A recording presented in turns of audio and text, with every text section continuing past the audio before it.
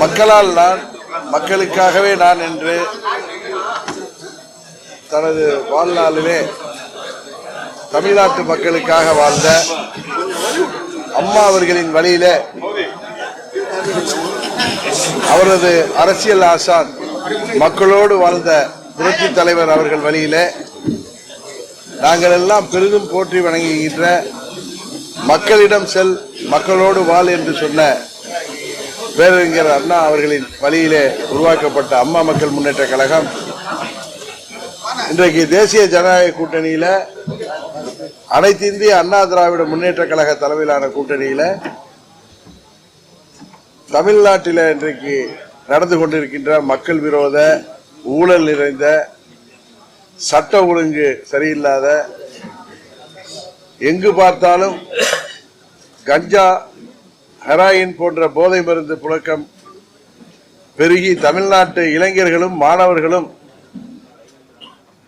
இன்றைக்கு வருங்காலம் அழிந்து விடுமோ என்கிற சூழ்நிலையில பச்சிளம் குழந்தை முதல் பெண் குழந்தை முதல் வயது முதிர்ந்த மூதாட்டி வரை வீட்டிலும் வெளியிலும் பாதுகாப்பு இல்லாத ஒரு மோசமான சூழ்நிலையில தமிழ்நாட்டிலே நாம் எல்லாம் கேள்விப்பட்டிருக்கோம், கலப்பரர் ஆட்சி என்பது இருண்ட காலம் என்று. அதுபோல இன்றைக்கு தமிழ்நாட்டில் ஒரு இருண்ட ஆட்சி நடைபெற்றுக் கொண்டிருக்கிறது. அதை வீழ்த்துவதற்கு அமைந்திருக்கின்ற தேசிய ஜனநாயக கூட்டணியில அம்மா மக்கள் முன்னேற்ற கழகம் போட்டியிடுகின்ற 11 தொகுதியின் வேட்பாளர்களை இப்பொழுது உங்களிடம் வாசிக்கின்றேன்.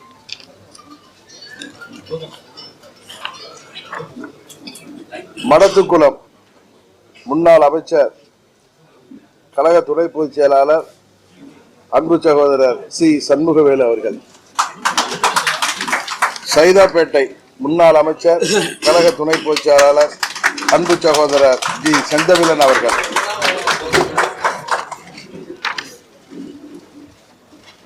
திருச்சிராப்பள்ளி மேற்கு கழக தலைமை செயலாளர், முன்னாள் சட்டமன்ற உறுப்பினர் திரு எம் ராஜசேகரன் அவர்கள்.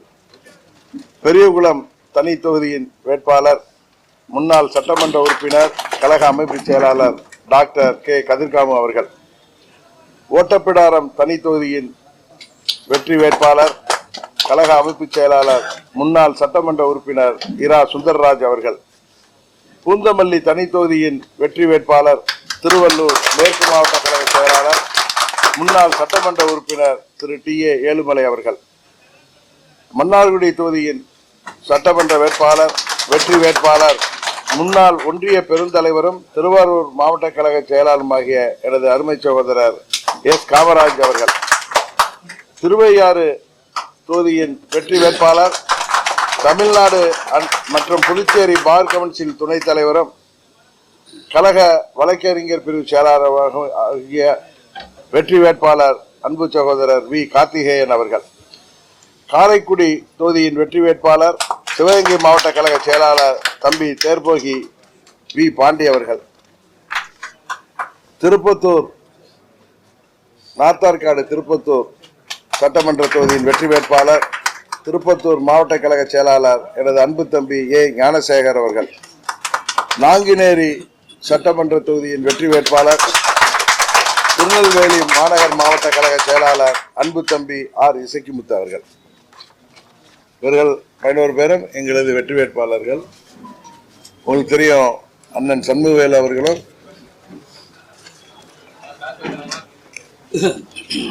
சகோதரர் செந்தமிழன் அவர்கள் மற்றும் கதிர்காமு அவர்கள், பூந்தமல்லி ஏழுமலை அவர்கள், நமது ஓட்டப்பிடாரம் முன்னாள் சட்டமன்ற உறுப்பினர் சுந்தரராஜ் அவர்கள் அம்மா அவர்களால் சட்டமன்ற உறுப்பினர்களாக, அதில் இவர்கள் அமைச்சர்களாக இருந்தவர்கள்.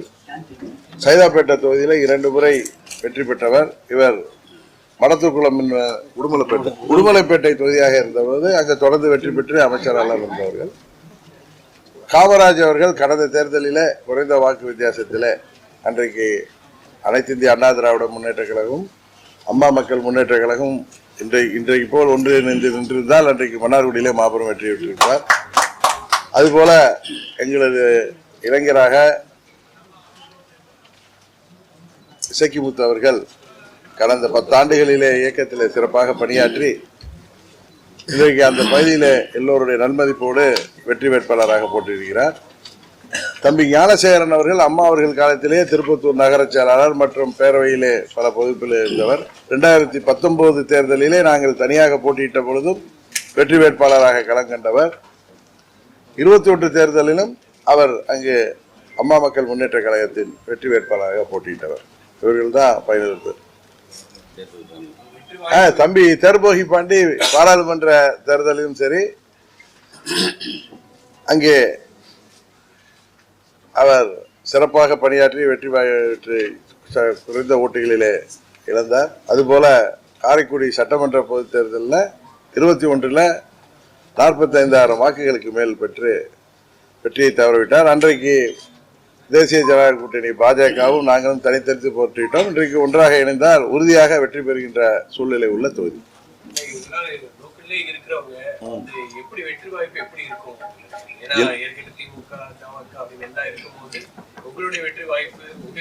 உறுதியாக எங்கள் வேட்பாளர்கள் வெற்றி பெறுவோம் என்கிற எண்ணத்துல தான் எல்லாரும் அந்தந்த தொகுதியில் உள்ளவர். திரு ராஜசேகர் அவர்கள் நாங்கள் அவருக்காக அவர் முசிறி சட்டமன்ற தொகுதி உறுப்பினராக இருந்தவர். இப்பொழுது முசிறி தொகுதி எங்களுக்கு கிடைக்க முடியாத சூழ்நிலையில அவரே திருச்சி மேற்கிலே நான் போட்டியிடுகிறேன் என்ற பல நாள் அங்கே அரசியல் செய்து வருபவர். அதனால் அவர் திருச்சி மேற்கு தொகுதியிலே போட்டியிடுகிறேன் என்று சகோதரர் ராஜசேகர் அவர் கேட்டிருக்கிறாங்க. அந்த தொகுதியையும் கூட்டணியிலே எங்களுக்கு ஒதுக்கினார்கள். மேனிஃபெஸ்டோ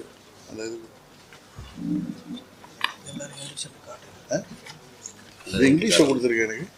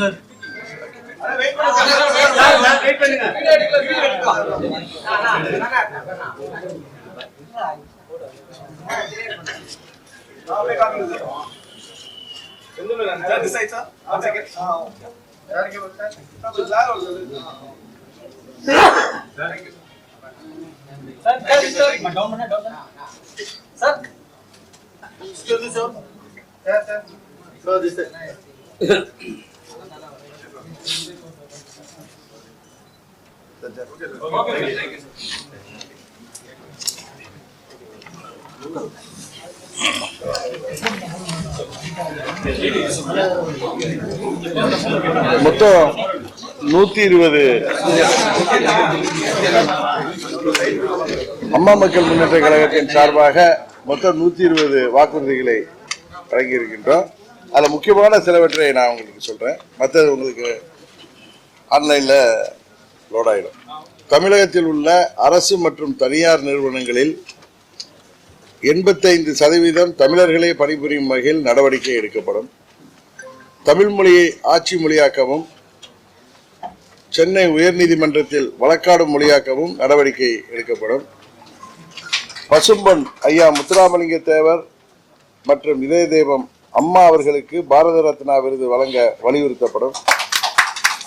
தேசியமயமாக்கப்பட்ட அனைத்து வங்கிகளிலும் விவசாயிகள் பெற்ற அனைத்து கடன்களும் தள்ளுபடி செய்வதற்கான நடவடிக்கை எடுக்கப்படும்.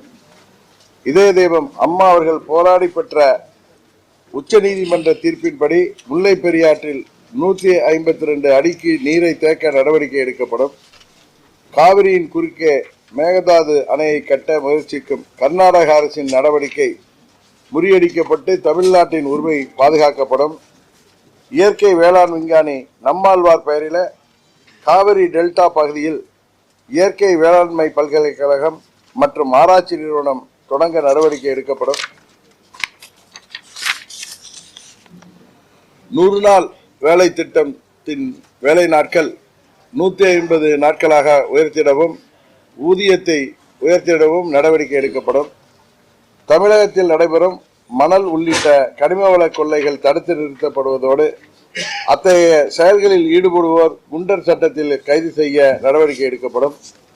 சட்டபூர்வமான சாதிவாரி கணக்கெடுப்பை மாநில அரசே நடவடிக்கை எடுப்பதோடு சமூக நீதி காத்த வீராங்கனை அம்மா அவர்களால் கொண்டு வரப்பட்ட 69% இடஒதுக்கீடு முறையாக பாதுகாக்கப்படும்.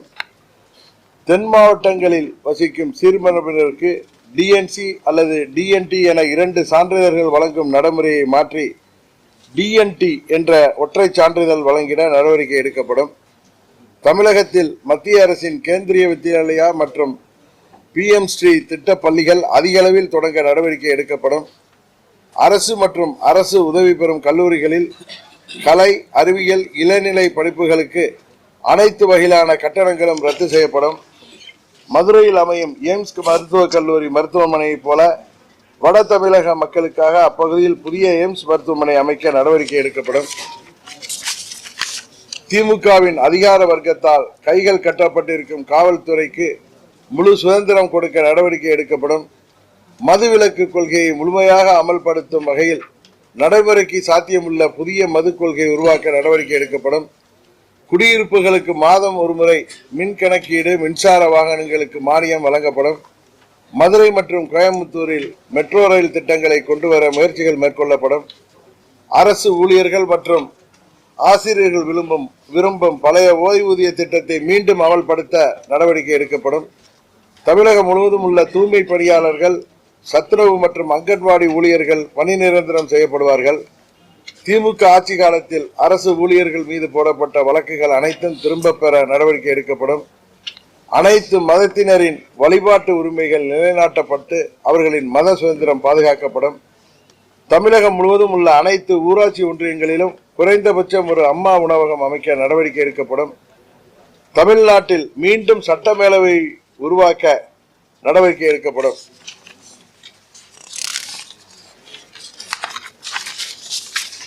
மகளிர் சுய உதவி குழுக்களைப் போலவே தொழில் ஆர்வமுள்ள இளைஞர்களை கொண்டு ஆண்கள் சுய உதவி குழுக்கள் அமைத்து அவர்களுக்கு தேவையான நிதி உதவி வழங்கப்படும். மாற்றுத்திறனாளிகளுக்கான மாதாந்திர ஓய்வூதியம் 2500 ரூபாயாக வழங்க நடவடிக்கை எடுக்கப்படும். அரசு மற்றும் தனியார் மருத்துவமனைகளில் மாற்றுத்திறனாளிகளுக்கு இலவச சிகிச்சை வழங்க நடவடிக்கை எடுக்கப்படும். திமுக காங்கிரஸ் கூட்டணியால் இலங்கைக்கு தாரை வார்க்கப்பட்ட கச்சத்தீவை மீட்க உரிய நடவடிக்கை எடுக்கப்படும். தமிழகம் முழுவதும் உள்ள தகுதியான பத்திரிகையாளர்கள் மற்றும் ஊடகவியலாளர்களுக்கு சலுகை விலையில் வீட்டுமனை கிடைக்க நடவடிக்கை எடுக்கப்படும். இதுபோல இன்னும் 120 தமிழ்நாட்டின் தேவைகள், மக்களின் கோரிக்கைகளை நாங்கள் தேர்தல் அறிக்கையா வழங்கியிருக்கோம். உறுதியாக தேசிய ஜனநாயக கூட்டணி ஆட்சி அனைத்து இந்திய அண்ணா திராவிட முன்னேற்ற கழகத்தின் தலைமையில் அமைந்த பொழுது அண்ணன் இபிஎஸ் அவர்கள் மூலம் இந்த கோரிக்கைகளை நிறைவேற்றித்தரும்.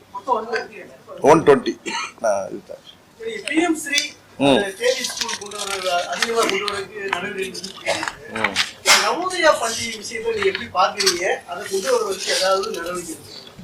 உறுதியாக தேவை அறிந்து அதையும் கொண்டு வருவதற்கான நடவடிக்கைகள் எடுக்க உறுதி அளிக்கிறோம்.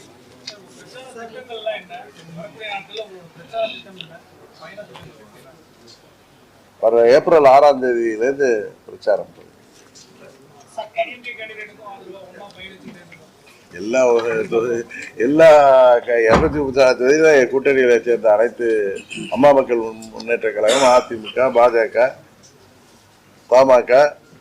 பாமக மற்றும் தோழமை கட்சிகள் அனைவருக்கும் முடிந்த அளவு நாங்கள் தேர்தல் பிரச்சாரம் செய்வோம். நானும் அவரும் சேர்ந்த தஞ்சாவூர் மற்றும் ஆண்டிப்பட்டியில பிரச்சாரம் செய்யலான்னு ஒரு முதல் கட்டமாக ஒரு திட்டம் இருக்கிறது.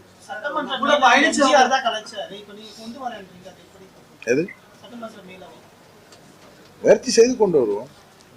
யார் தலைவர் காலத்துல அது தேவையில்லை அப்படின்னு கலைச்சாரு. இப்ப தேவை இருக்கு. நிறைய வல்லுநர்கள் எல்லாருமே அசம்பிளியிலிருந்து வர முடியாது, எப்படி ராஜ்யசபா இருக்கிற மாதிரி தேவை இருக்கு இந்த காலகட்டத்தில். அதனால அதை கொண்டு வரணும் என்கிற முயற்சியை நாங்கள் உறுதியாக செய்வோம். மாற்று கட்சியில போயிருக்காங்க, சிலர் வந்து முடிவை அறிவிச்சிருக்காங்க. ஆமா ஆமா, எப்படி பாக்குறது, அவங்களுக்கு வாய்ப்பு கிடைக்கலன்றதுதான் காரணமா? அவங்க என்ன சொன்னாங்க, வேற என்ன இருக்கும் அதெல்லாம் சும்மா, அதாவது இல்ல அது ஒருத்தவங்க கட்சியை விட்டு அது திமுகவுக்கு போன பிறகு அவர்கள் சொல்வது, நீங்க அதெல்லாம் நீங்க எடுத்துட்டு கேட்டா என்னால பதில் சொல்ல முடியாது. உண்மையே நாங்கள் வந்து எங்களுக்கு தேவை அதிகமாக இருந்தது. குறைந்தது ஒரு 16 பேருக்கு நாங்கள் வந்து வாய்ப்பை பெற்று தர வேண்டும் என்ற முயற்சியில் தான் இருந்தேன். அதில் ஒரு சிலருக்கு முடியவில்லை. இப்போ டெல்டா மாவட்டங்களில் 3 தொகுதிகளை நாங்கள் கேட்டோம். ஏன்னா 40,000 ஓட்டுக்கு மேல் பெற்றிருக்காங்க, 40,000 ஓட்டு வரை பெற்றிருக்கிறாரு. அதே மாதிரி அண்ணன் ரெங்கசாமிக்கும் நாங்கள் கேட்டோம். ஆனால் அந்த தொகுதி அவர்கள் கட்சிக்கு முன்னாள் அமைச்சர் மறைந்த துரைக்கண்ணு அவர்களின் மகனுக்கு வாக்குறுதி கொடுத்து விட்டோம் என்று சொன்னார். இன்னொன்னு அண்ணன் இபிஎஸ் அவர் சொன்ன பொழுது, இப்பொழுது எந்தெந்த தொகுதியில அவங்க டிஸ்குவாலிஃபை ஆயிருக்காங்களோ அந்த தொகுதியில உள்ள சட்டமன்ற உறுப்பினர்களுக்கு தான் மெஜாரிட்டி கேட்டோம். ஆனால் அண்ணன் ரங்கசாமி அவர்கள் இதுல பாபநாசம் தொகுதியில தான் நான் போட்டியிடணும், போன முறை போட்டிட்டேன்னு சொல்லி கேட்டா அவரால் கொடுக்க முடியாமல் போனது. தம்பி வேலு கார்த்திகேயனும் அண்ணன் ரங்கசாமி அவர்களும் உறவினர்கள். இவர் அந்த தொகுதி அவருக்கு பக்கத்து தொகுதி தானே, நீங்கள் அங்கே அவர் தான் அந்த பகுதியில் நீண்ட நாள் அரசியலில் இருப்பவர். இந்த அம்மா காலத்திலே திருவையாறு தொகுதியில் அவர் ஒரு முறை அறிவிக்கப்பட்டு அப்புறம் மாற்றப்பட்டார். இவர் அங்கே அறிவித்த உடனே அன்று மானை இங்கே நாங்கள் அதுதான் கிடைச்சின்னு சொன்னப்போ இவர் அவருக்கு பெருந்தன்மையாக நீங்கள் போட்டியிடுங்கள் என்று அவருக்கு எனது முன்னாடியே அவர் விட்டு கொடுத்தார். நான் கூட கேட்கல, அவரே விட்டு கொடுத்தார். ஆனால் அவர் அதை வேண்டாம் என்று சொல்லிவிட்டு சொன்னார், இருந்தாலும் பார்த்துக்குவோம், அறிவிக்கிறதுக்கு இன்னும் 2-3 நாள் இருக்கு, வாங்க பேசிக்கோன்னு சொன்னேன். அதுக்குள்ளார அவர் ஏதோ காரணத்தினால போய் திமுக செஞ்சார். வருத்தம் அளிக்கிறது. அதுபோல சோளிங்கர், திருப்பூர் போன்ற தொகுதிகளுக்கு நாங்கள் கடுமையான முயற்சி செய்தோம். அது அவர்களுக்கே தெரியும். பட் அது பாமகவுக்கு ஒதுக்கப்பட்ட சூழ்நிலையினால அண்ணன் இபிஎஸ் அவர்களால் எங்களுக்கு கொடுக்க முடியல. அதனாலதான் அவர் திருப்பத்தூர் தொகுதியை அதே போன்ற தொகுதியை கொடுத்து பார்த்திபேட்டை அங்கே கூட இருக்க சொல்லுங்கள். தம்பி ஞானசேகரன் அவர் வீட்டுக்கு கூட சென்று இங்கே போட்டியிடுங்கள் என்று சொன்னார். அவர் கூட எப்பயுமே இடைப்பெரிய நண்பராக இருப்பார். எப்படி அவரும் மாமா மாப்பிள்ளைங்கிற உறவுல இருப்பாங்களோ அது மாதிரி இருந்தது தான். பட் அவங்க போய்த்துட்டு 1000 சொல்லுவாங்க. யாரு அவங்க இப்போ கூட வர்றப்ப சில பேரை கூப்பிட்டு பேசிட்டு தான், மேலே பேசிட்டு தான் கொஞ்சம் லேட்டாக வந்தேன். எல்லாம் எனது நண்பர்களை தாண்டி எனது உறவினர்களாகத்தான் நான் கட்சியில் உள்ளவங்களை பார்க்குறேன். அது எல்லாருக்கும் தெரியும். நாங்கள் 16 தொகுதிகள் எப்படி வாங்க வேண்டும் என்கிற முயற்சியில் இருந்தோங்கிறது எல்லாருக்கும் தெரியும். 11 கூட்டணியில் அவங்க 11 தொகுதிகள் ஒதுக்கிய பிறகு இன்னும் சொல்ல போனால் எங்களுக்கு 10 தொகுதிகள் நாங்கள் கேட்ட தொகுதிகளில் தான் கொடுத்துருக்கிறார். உங்களுக்கே தெரியும். 11வது தொகுதி கூட இவர் ராஜசேகர் அவர்கள் கடந்த முறை மணச்சநல்லூரில் போட்டிட்டார். அவர் முன்ன முசிறியத்தில் இருந்தார் முசிறி தொகுதியில். ஆனால் கடந்த 21 மணச்சநல்லூரில் போட்டிட்டாரு. அதனால அவங்க அந்த தொகுதியை யாருக்கோ நாங்கள் ஏற்கனவே நான் அவங்க ப்ராமிஸ் பண்ணியிருக்கிறதுனால மணச்சநல்லூரில் தான் அவர் நின்னார். அதை பார்த்து தான் மணச்சநல்லூர் கொடுத்தாரு. பட் இவர் அதை விட எனக்கு திருச்சி மேற்கு கொடுங்கன்னு சொல்லி வாங்கிட்டார். அதனால தான் சொன்ன 99.5% நாங்கள் கேட்ட தொகுதிகளில் இருந்து தான் கிடைச்சிருக்குன்னு. உண்மையிலே எனக்கு வருத்தளிக்குது. அண்ணன் ரங்கசாமி அவர்களுக்கோ, தம்பி பார்த்திபன் அவர்களுக்கோ, திருப்பூர் சகோதரர் கோதண்டபாணி அவர்களுக்கோ, அரூர் முருகன் அவர்களுக்கோ என்னால் பெற முடியாமல் போனது. அதுபோல இன்னும் சில கட்சியின் முன்னோடிகளாக அந்தந்த பகுதியில் பணியாற்றுபவர்களுக்கு இப்போ டி.கே. ராஜேந்திரன் தருமபுரியில், அது மாதிரி எங்கள் கழக பொருளாளர் எஸ்.கே. செல்வம் அவர்களுக்கு, இதுபோல திருப்பூர் விசாலாட்சி அவர்களுக்கு, இதுபோல சுகுமார் அவர்களுக்கு கோவை மண்டலத்தில், அது மாதிரி சாத்தூர் தொகுதி அதில் எங்களுக்கு நல்ல வேட்பாங்க நண்பர் நயினார் நாகேந்திரன் பாஜக போட்டிடுறதுனால அதில் போட்டியிட முடியாமல் போனது. தம்பி டேவிட் அண்ணாதுரை, மேலூர் சாமியின் பையன் இருக்கார் ஆசையன். இது போல நாங்கள் கேட்ட தொகுதியில் நான் சொல்கிறோம் 30 தொகுதிகள்கிட்ட நாங்கள் அவங்கள்ட்ட கேட்டிருந்தோம். அதில் 11 தொகுதிகள் கிடைத்தது. அதில் 10 தொகுதி நாங்கள் கேட்ட தொகுதியிலிருந்து தான் கிடைத்திருக்கு. அதனால யாரையும் நாம் குறை சொல்லிடக்கூடாது. அவர்கள் கிடைக்கவில்லை, கடுமையாக முயற்சி செய்தது என்பது அவர்களுக்கும் தெரியும். அவர்கள் என்னோட தலைமை கழகம் வந்துவிட்டு தான் அன்னைக்கு சென்றார்கள்.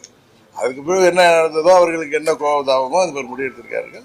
ஒன்னோடு சொல்ல, எனது பழைய நண்பர்கள் அவர்கள் எங்கிருந்தாலும் வாழ்க்கை என்பது தான் என்னது சொல்ல முடியும். ஏன்னா நாங்கள் எல்லாம் ஒன்றாக அண்ணன் தம்பிகளாக கடந்த 9 ஆண்டுகள் என்னோடு பயணித்தவர்கள்.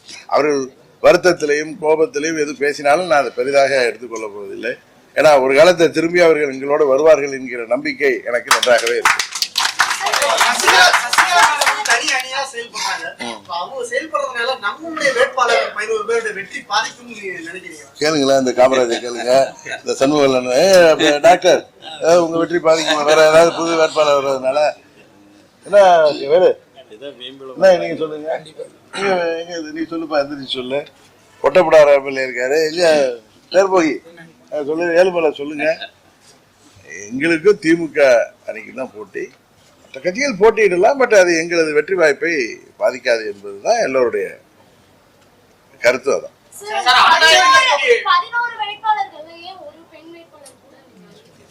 திருப்பூர் விசாலத்துக்கு கேட்டோமா, அவர்களால் கொடுக்க முடியாமல் போய்விட்டது. அது போல எங்க கழகத்தின் அறிவிச்சாளர் முன்னாள் மேயர் சாருபாலா தொண்டிமான் அவர்களுக்கும் கேட்டோம். ஒரு கூட்டணியில நாங்க உங்களுக்கு தெரியும், எதிரும் புதிருமாக இருந்து விட்டு நாங்கள் ஒன்றாகி போறப்ப சுமூகமாக அந்த கூட்டணி முடிந்து அம்மாவின் 21 நாங்க தனித்து நின்றோம். அதனால அம்மாவின் ஆட்சி வர முடியாமல் போடுது. அந்த வருத்தம் எங்களுக்கும் இருக்குது, அவங்களுக்கும் இருக்கு. அதனால இந்த முறை நாங்கள் எல்லாவற்றையும் விட்டுவிட்டு அதிமுகவும் அமமுகவும் கடந்த 8 ஆண்டுகள் எங்களுக்குள்ள இருந்த பங்காளி சண்டையை எல்லாம் தூக்கி எறிந்து விட்டு நட்புணர்வோடு ஒன்று நிற்கிறோம். அதுல அது சுமூகமாக முடிய வேண்டும் என்பதற்காக பாஜக டெல்லி தலைவர்கள், குறிப்பாக உள்துறை அமைச்சர் அவர்கள் எங்களை அதை ஃபாலோ செய்து எங்களுக்கு தொகுதிகளை பெற்று தந்தார். நீங்க உடனே எல்லாம் டெல்லிக்கு போறீங்கன்னு அப்படி இல்லை. ஒன்று சுமூகமாக முடிவதற்கு எங்களை யார் இந்த கூட்டணியை கொண்டு வந்தார்களோ அவர்கள் அதை அக்கறையோடு 2 பேரிடம் பேசி எங்களுக்கு சுமூகமாக முறையில் தொகுதிகளை பெற்று தந்தார்கள். நானே இப்போ சொல்றேன், நான் கேட்டதுல 90%, 99.5 இவர் இதை கேட்டதை வச்சு கொடுத்துருக்காங்க. இதுக்கு மேல நீங்க என்ன குறை சொல்ல முடியும்? இன்னும் 4-5 தொகுதி கேட்டு பார்த்தோம். அதுக்காக கூட்டணியில போய் நம்ம சண்டை போடுற டைப் நாங்க கிடையாது. கூட்டணி வெற்றி பெற வேண்டும், அதனால சுமூகமாக முடியும். அண்ணா பல்கலைக்கழக விவகாரத்துல ஏற்கனவே பாலியல் வன்கொடுமை செய்யப்பட்டதா ஞானசேகரன் கைது செய்திருக்காங்க. இந்த நிலையில் அங்க படிக்கக்கூடிய மேலும் ஒரு மாணவி பாலியல் துறை குறித்த பேராசிரியர் மேல புகார் கொடுத்திருக்காங்க. அவரும் கைது செய்யப்பட்டிருக்காரு. ஆனா அங்க போய் நடத்திய விசாரணை மேலும் 4 பெண்கள் அந்த பேராசிரியர் மேல புகார் கொடுத்திருக்காங்க. இதெல்லாம் நீங்க எப்படி பாக்குறீங்க? இந்த காலத்துல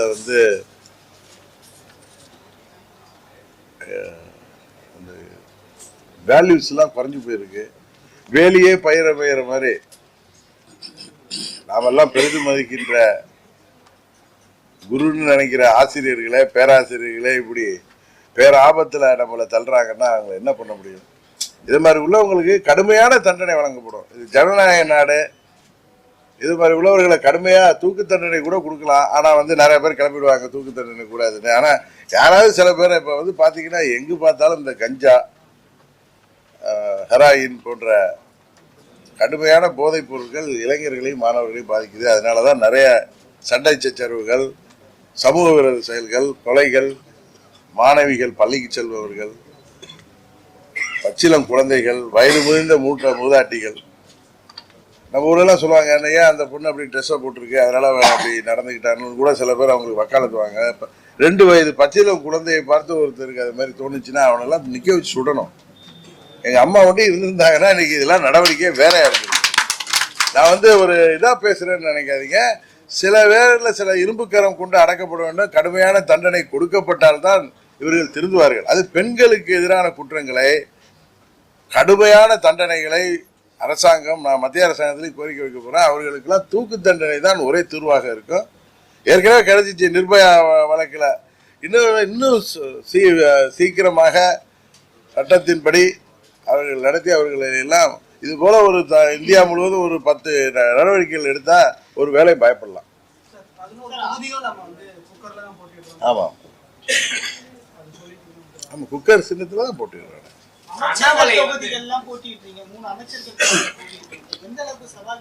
என்ன டிஆர் ராஜா தொகுதி மன்னார்குடியில போன ட்ரிப்பு நீங்க அதிமுகவும் நாங்களும் வாங்கிய ஓட்டுகளை கூட்டினா நாங்கள் வெற்றி பெற்றுருவோம். அதே மாதிரி காரைக்குடி அதே நிலைமை தான். இப்போ இவரும் நல்லா அனுபவமிக்கவர். அவங்களுக்கு எங்களை விட பணபலம் இருக்கு, அதுதானே சொல்றீங்க. அந்த முறை நாங்கள் சரியாக கையாண்டு முறியடிப்போம். மக்கள் அவர்களுக்கு எதிராக இருக்கிறார்கள். அதை நீங்க இதை வேற மாதிரி பில்டப் கொடுக்குறீங்க. 3 அமைச்சர்கள் எல்லாம் என்ன பயத்தில் இருக்காங்கன்னு எங்களுக்கு தெரியும். அதான் உண்மை. தேர்தல் முடிவு வரப்ப தெரியும் ஆட்சி மாற்றம் ஏற்பட்டிருக்கும். தமிழ்நாட்டு மக்கள் எப்பொழுதுமே திமுகவுக்கு எதிராக அமைதி புரட்சியாகத்தான் செய்வார்கள். இந்த முறையும் 2001 போல 2011 போல மாபெரும் அமைதி புரட்சி நடந்து, அது பெண்கள், இவர்கள் எந்த பெண்களை குறிவைத்து 5000 1000 கொடுக்குறாங்களோ அந்த பெண்கள் அவங்க வீட்டு குழந்தைகள் தான் இன்றைக்கு ரோட்ல கூட போக முடியல, வெளியில போக முடியல. அவங்க வீட்டு பையன்கள் பள்ளிக்கு போறதே பயமா இருக்கு, வயிற்றுல நெருப்ப கட்டிட்டு அனுப்புறாங்க. முன்னெல்லாம் பெண் குழந்தைகளை பாதுகாக்கிற அளவுக்கு இன்றைக்கு ஆண் குழந்தைகளையும் வெளியில இருப்பதற்கே பயப்படுகின்ற அளவுக்கு போதை மருந்து கலாச்சாரம், இளம் பிஞ்சுகளை அவர்கள் அதுல பலியாயிடுவாங்க பயம் இருக்கு. இது போல சட்டம் ஒழுங்கு சந்திச்சிருக்கிறது. இது போல தேர்தல் வாக்குறுதிகள்ல 85% நிறைவேற்றாமல் ஏமாற்றிக் கொண்டிருக்கிறார்கள்.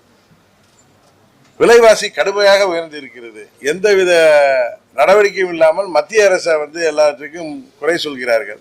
பாஜகவை காட்டி மிரட்டி பார்க்கிறார்கள். அது இந்த முறை நடக்காது. இன்றைக்கு பாத்தீங்கன்னா ஈரானுக்கு நேசக்கரம் நீட்டி உதவி செய்வது இந்தியா, மாண்புமிகு பிரதமர். இன்றைக்கு அந்த ஹார்மோஸ் நீரிணையே இந்தியாவுக்கு சுதந்திரமாக நமது கப்பல்கள் வருவதற்கு ஈரான் அனுமதித்திருக்கின்றால் அது ஒரு இஸ்லாமிய நாடு. இந்தியாவிற்கு அனுமதித்திருக்கின்றால் இந்தியாவின் அரசாங்கத்தின் மீது அவர்களுக்கு எவ்வளவு நம்பிக்கை இருக்கிறது, பாரத பிரதமர் மோடி அவர்கள் மீது எவ்வளவு நம்பிக்கை இருக்கிறது என்பது தெரியும். இவங்க திமுக போல சில கட்சிகள் சும்மா இங்க உள்ள இஸ்லாமிய சொந்தங்களை பயமுத்துறாங்க. அவர்களுக்கும் தெரியும் இப்ப அந்த யுத்தத்துல இந்தியா எவ்வளவு நடுநிலை வசிக்குது. இப்ப இந்த ரம்ஜான் நோன்பு எனக்கு தெரிந்து இந்தியாவில தான் நிம்மதியாக இஸ்லாமிய சகோதரர்கள் கொண்டாட முடிஞ்சது. மற்ற பகுதிகளெல்லாம் நமக்கே எவ்வளவு மன கஷ்டங்கள் இருக்கு. அதனால நான் யதார்த்தத்தை சொல்கிறேன். அந்த கூட்டணியில் இருப்பதற்காக சொல்லவில்லை. பாஜக மத்தியில் ஆட்சிக்கு வந்த இந்த 12 ஆண்டுகளில யாரையும் அவர்கள் பாதிக்கவில்லை. வளர்ச்சி தான் அங்க நடக்கிறது, பாதுகாப்பு தான் அதிகமாக இருக்கிறது. எல்லாரும் இபிஎஸ் அவர்கள் பிரச்சாரத்துல சொல்றாரு, இந்த மாதிரி லா அண்ட் ஆர்டர் நல்லா இருந்துச்சு, இதெல்லாம் எல்லாம் இருந்துச்சு எங்களோட ரெஜிம்ல. ஆனா இப்ப லா அண்ட் ஆர்டர் நல்லா இல்ல அப்படின்னு நீங்க எப்படி சொல்றீங்க? ஏன்னா உங்களுக்கு தூத்துக்குடி மேட்டரை டிவில பார்த்தா தெரிஞ்சுக்கிட்டோம்னு சொல்றாங்க. இல்லைங்க, இது அவர் தூத்துக்குடி மேட்டர் இப்ப அதுல ஒன்றும் அரசாங்கத்து மேல அவங்க அந்த நீதி அரசர் ஆணையத்திலே ஒன்று சொல்லி ஏன் இவர் அதில் ஈடுபட்ட குற்றச்சாட்டப்பட்ட காவல்துறை அதிகாரிகளுக்கு ப்ரமோஷனே இந்த ஆட்சியில் தான் கொடுக்கப்பட்டது. அதனால அவர்கள் தேர்தலுக்காக வாக்கு வங்கிக்காக ஒன்று பேசுவாங்க. இதுவரை இந்திய நாட்டில் குறிப்பாக சுதந்திரம் பெற்ற பிறகு தமிழ்நாட்டில் இப்படி ஒரு காட்டாட்சி, மோசமான ஆட்சி, ஒரு குடும்பத்தின் பிடியில் இந்த ஆட்சி மாட்டிக்கொண்டு எப்படி தமிழ்நாட்டு மக்கள் தவிக்கிறார்கள். ஒரு வீட்டில் உள்ள பொம்பளை பிள்ளைகள், ஆண் பிள்ளைகளை வெளியில் அனுப்பவே தாய்மார்கள் பயப்படுறாங்க. அதான் உண்மை. இதை மாற்றணும்னா அம்மாவின் ஆட்சி வந்தால் தான் முடியும். அதனால தான் சொல்கிறேன், இந்த ஆட்சி தமிழ்நாட்டில் நார்மல் லைஃபுக்கு பயம் இல்லாமல் வாழ்வதற்கு இன்னைக்கு யார் உயிருக்கு இன்றைக்கு உத்தரவாதம் இல்லாத சூழ்நிலை இருக்கிறது. இதை மாற்றுவதற்கு இவர்கள் என்னதான் பணபலத்தோட செயல்பட்டாலும் அதை உறுதியாக நாங்கள் முறியடிப்போம். முதலமைச்சருக்கு பயம் இருக்கிறதுனாலதான் ரோட்ல போற வர்றவங்க, ஸ்விக்கியில சர்வீஸ் பண்ண வந்தவங்கல இருந்து பிடிச்சி கூட்டணி சேர்த்து 26 கட்சின்னு பெருமை பேசுகிறார். பயம். நாங்க பஞ்சபாண்டவர் கூட்டணி, அது துரியோதன கூட்டணி, நாங்கள் தான் வெல்ல போகிறோம். இதற்கு மேல இதுல சொல்வதற்கு ஒண்ணு இல்லை. தேர்தல் முடிந்த பிறகு பார்க்க போகிறோம்.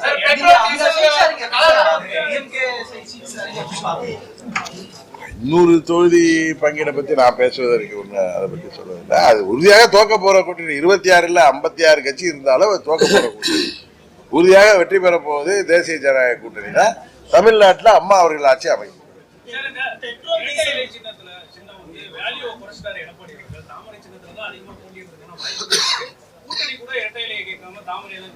அப்படியெல்லாம் அப்படி இல்லை. இல்ல இல்ல இல்ல அவங்க ஏதாவது பணத்துவாங்க. அதுக்கெல்லாம் தேசிய ஜனநாயக கூட்டணியில ஏற்கனவே இருந்தவர்கள் அந்த கூட்டணியில நிக்கிறாங்க. திமுக பணத்துறதுக்கெல்லாம் நீங்க இது பெருசா எடுத்துக்க வேண்டாம். இல்ல இல்ல இல்ல இல்ல அதெல்லாம் ஒண்ணும் இல்லை. அது யார் எந்தெந்த கூட்டணியில் இருக்காங்களோ அந்த சின்னத்துல இருக்காரு. இன்னும் சொல்ல போனா சகோதரர் ஏசிஎஸ் அவர்கள் ஒரு தொகுதியில பாஜகலையும் ஒரு தொகுதியில ஏடிபிக்கலையும் நிற்கிறாரு. அதாவது அந்த கட்சியின் விருப்பம், கட்சியின் விருப்பம். தமாக ஐயா அவர்கள், வாசனையா அவர்கள் விருப்பப்பட்ட அந்த தொகுதியில போய் நிற்கிறார். இதுல ஒன்றும் யாருக்கும் எந்த அழுத்தமும் கிடையாது, ஒன்றும் கிடையாது.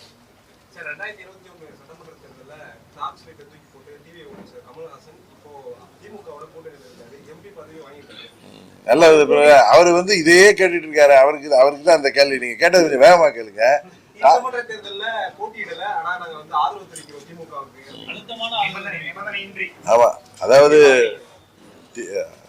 மக்கள் நீதி மையம் ஆரம்பிக்கப்பட்ட போது யாருக்கு எதிராக அவங்க ஆரம்பிக்கிட்டார்கள் என்பது எல்லோருக்கும் தெரியும். இன்னைக்கு திரு கமலஹாசன் அவர்கள் மீது எனக்கு நல்ல மரியாதை உண்டு, அதனால அவரை பத்தி நான் பேச விரும்பல. ஆனால் அவர்கள் வந்து இன்றைக்கு டார்ச் லைட் சின்னத்தில் போட்டியிட முடியாத சூழ்நிலையில இருந்தாங்க. அவர்களுக்கு கொடுக்கப்பட்டது, அதை நீங்க என்னன்னு சொல்றீங்க, அது அழுத்தம் தானே, அதனால வேணான்ட்டாரு. அவருக்கு தொகுதி கிடைக்கல. எங்க இதுல யாருக்கும் அந்த மாதிரி அழுத்தங்கள் கிடையாது. வந்து மதிமுக சொல்லி இருக்குது, சில சிரிப்பா சில அழுவா, நாங்கள் அழுது கொண்டே சிரிக்கிறோம். பெரியவர் வைகோ மேல மிகுந்த மரியாதை உண்டு. அவர் பேசுவதற்கெல்லாம் பதில் சொல்ற அளவுக்கு எனக்கு வயது இல்லை, அனுபவம் இல்லை. சார், இப்ப டிவிக்கு வந்து தொடர்ச்சியா தேர்தல் அதிகாரிகள் வந்து அனுமதி கொடுக்கறது இல்ல பிரச்சாரத்துக்கு ஒரு குற்றச்சாட்டு இருக்கிறாங்க. அவங்க இன்னமும் கூட திமுகவுக்கு சாதகமான சில அதிகாரிகள் செயல்படுவதா இல்ல, தேர்தல் ஆணையம் வந்து இப்ப வந்து தேர்தல் ஆணையத்து கையில தான் தமிழ்நாடு அரசாங்கம் இருக்கு. அதை என்னதான் காவல்துறை வைத்து சொன்னாலும் தேர்தல் அதிகாரிகள் தானே முடிவெடுக்கணும். அதை போய் நம்ம கான்ட்ரவர்சியா சொல்ல முடியாது. பிரச்சாரம் பண்ணக்கூடிய அந்த இடத்துல திடீர்னு பள்ளம் தோண்டிட்டாங்க, பிரச்சாரம் பண்ண மாட்டாங்க. அது வந்து எதை வேணாலும் நம்ம காரணம் சொல்லலாம். அது சரியா தெரியாம நான் பதில் சொல்லக்கூடாது. இது ஏதோ ஆட்சியாளர்களுக்கு ஆதரவா சொல்லல, எனக்கு தெரியாத விஷயத்தை நான் போய் பதில் சொல்ல மாட்டேன்.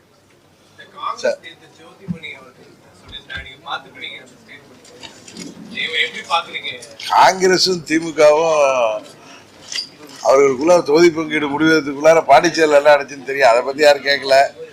கொள்கை கூட்டணிங்கிறாங்க. நீங்க பாண்டிச்சேரியில் அந்த கொள்கையெல்லாம் காத்துல பறந்துட்டு உறுதியாக அந்த கூட்டணி இந்த முறை தோற்க போவது உறுதி.